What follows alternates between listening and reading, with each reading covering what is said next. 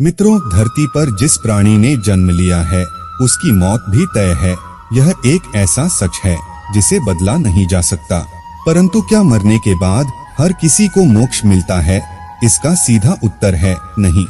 इनमें से कुछ ऐसे भी होते हैं जिनकी आत्मा सदियों तक पृथ्वी लोक में ही रह जाती है। इसका कारण है कि उनकी अकाल मृत्यु हो जाती है।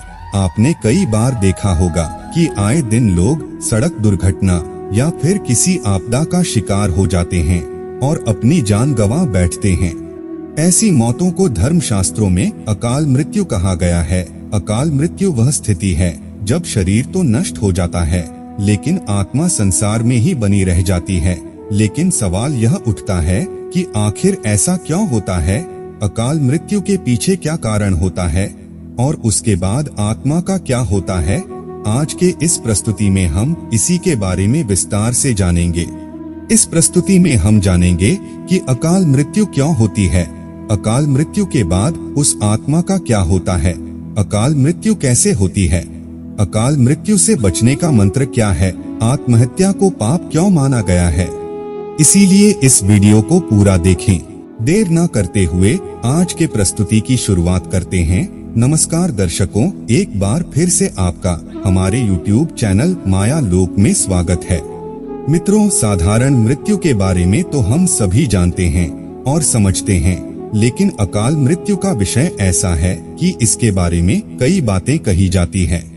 गरुड़ पुराण के 7वें अध्याय में पक्षीराज गरुड़ के पूछने पर भगवान विष्णु कहते हैं कि अगर कोई प्राणी भूख से तड़प कर मर जाता है या किसी हिंसक जानवर द्वारा मृत्यु हो जाती है या फिर किसी जहरीला पदार्थ सेवन करने से या फिर पानी में डूबने से किसी मनुष्य की मौत हो जाती है तो ऐसे मनुष्य को अकाल मृत्यु के श्रेणी में रखा जाता है। फिर पक्षीराज गरुड़ पूछते हैं कि हे नारायण, अकाल मृत्यु क्यों होती है? कृपया मुझे विस्तार से बताइए। तब भगवान विष्णु कहते हैं कि हे पक्षीराज, अकाल मृत्यु किसी भी कारण से हो सकती है, फिर चाहे वह किसी रोग के कारण हो या दुर्घटना के कारण। ऐसे में मनुष्य अक्सर यही सोचता है कि काश ये उनके साथ नहीं हुआ होता तो शायद उनकी मृत्यु नहीं होती। परंतु अकाल मृत्यु का कारण अनेक जन्मों में किए गए दुष्कर्म को बताया गया है।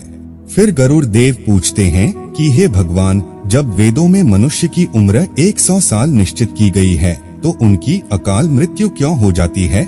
इस सवाल के उत्तर में श्रीहरि बताते हैं कि यह सच है, वेदों में मनुष्य की उम्र 100 साल निर्धारित की गई है, परंतु इसमें दुष्कर्म को नहीं मिलाया गया है। यानी हर इंसान की मृत्यु तभी होती है जब उसके पास धर्म कार्यों के लिए शक्ति नहीं होती है या फिर उसका शरीर उसे धर्म कार्य करने की इजाजत नहीं देता। इसके अलावा जब कोई इंसान अपनी इच्छा से धर्म कार्यों को त्याग देता है तो पृथ्वी पर उसके जीवन की अवधि कम होती जाती है। देखा जाए तो हर इंसान का कर्म ही उसका धर्म होता है। मनुष्य की मृत्यु कब होती है? जब उसके पास अपने इन कर्मों को निभाने की शक्तियां नहीं होती। इंसान की उम्र भले ही 100 साल हो, लेकिन अपने कर्मों के जरिए वह अपनी उम्र को खुद ही नष्ट करता चला जाता है। वेदों का ज्ञान न होने से मनुष्य जान ही नहीं पाता कि वह कब कुकर्म करता जाता है। इसलिए हर मनुष्य को धर्म और अधर्म के बारे में अवश्य जानना चाहिए। आगे पक्षीराज गरुड़ पूछते हैं कि हे नारायण, अकाल मृत्यु के बाद आत्मा का क्या होता है? तब श्री हरि बताते हैं कि मनुष्य के जीवन के 7 चक्र निश्चित है। अकाल मृत्यु को प्राप्त होने वाले जो मनुष्य इस चक्र को पूरा नहीं कर पाते उसे मृत्यु के बाद भी कई प्रकार के कष्ट भोगने पड़ते हैं। दरअसल अचानक ही मृत्यु होने की वजह से मनुष्य की इच्छा, कामना और तृष्णा बनी रहती है जो कभी पूरी नहीं हो पाती। ऐसे में शरीर तो नष्ट हो जाता है लेकिन आत्मा का मोह नहीं छूटता। इस स्थिति में अकाल मृत्यु वाली आत्माएं अपने परिजनों या जीवित लोगों को कष्ट पहुंचाती है और अपनी मनोकामनाएं पूरी करने का भी प्रयास करती हैं। यह आत्माएं प्रेत और पिशाच योनि में कई वर्षों तक यही भटकती हैं।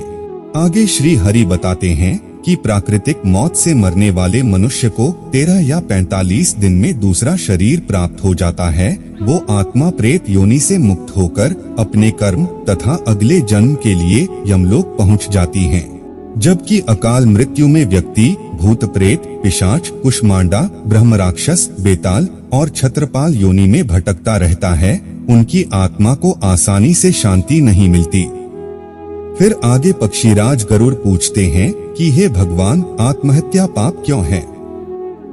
तब श्री हरि बताते हैं कि अकाल मृत्यु में आत्महत्या को सबसे निचले दर्जे पर रखा जाता है।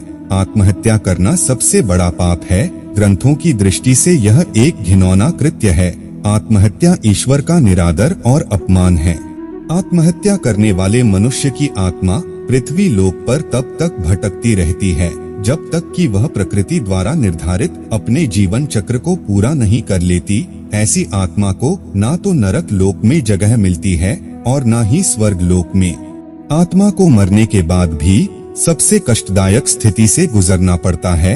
यह आत्माएं अपनी तमाम इच्छाओं की पूर्ति के लिए अंधकार में तब तक भटकती रहती हैं जब तक कि उनका जीवन चक्र पूरा नहीं हो जाता।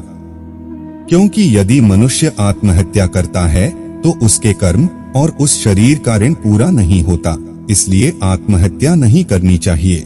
मित्रों, आत्महत्या करने वाली आत्माओं के कष्ट को तो नहीं कम किया जा सकता, लेकिन गरुड़ पुराण में अकाल मृत्यु को प्राप्त मनुष्य की आत्मा की शांति के कई मार्ग बताए गए हैं। आगे गरुड़ देव पूछते हैं कि हे त्रिलोकीनाथ, अकाल मृत्यु वाली आत्माओं की शांति के लिए उनके परिजनों को क्या करना चाहिए?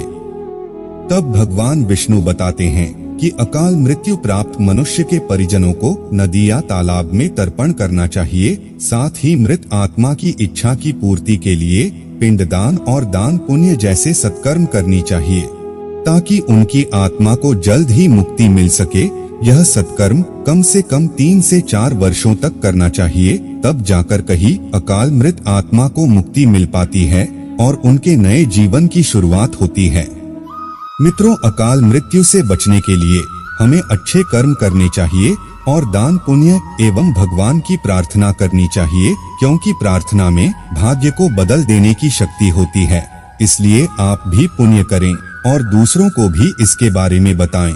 मित्रों, उम्मीद करता हूँ कि आपको हमारी यह वीडियो जरूर पसंद आई होगी। अगर आई हो तो ज्यादा से ज्यादा लाइक और शेयर करें। अगर आपने अभी तक हमारे चैनल को सब्सक्राइब नहीं किया है तो जरूर करिए, और अगर सब्सक्राइब कर लिया है तो आपका बहुत बहुत शुक्रिया।